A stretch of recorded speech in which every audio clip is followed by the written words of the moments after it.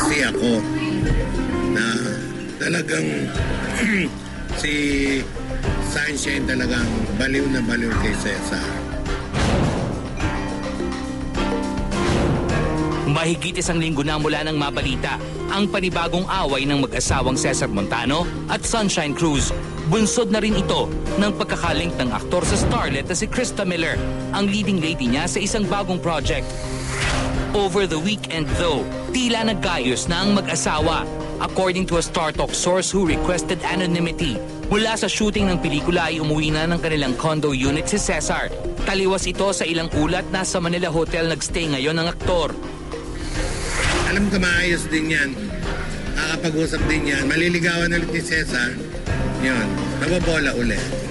Kung unang away nga nila, namayat si Sunshine, nangupan sariling kondo, ayaw umuwi. Kinindat-kindatan lang ni Cesar, bumalik na sa bahay.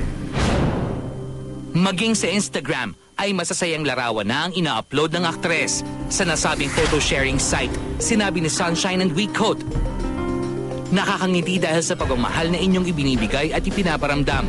Maraming salamat po." Unquote. Sa kasagsagan ng kontrobersya, nabanggit ni Alfie na kumonsulta sa abogado ang aktres upang pagbawalan lumapit si Cesar sa kanilang mga anak. Hindi sang-ayon rito ang 74-year-old talent manager. Nag-usap sila mag-asawa. Sabi ko, hindi yung pupunta ka sa abogado, hingi ka ng ano. Sabi ko, huwag mo nang gawin yun. Kung ayaw mo na kay Cesar, pagpaanal na kayo ng marriage nyo.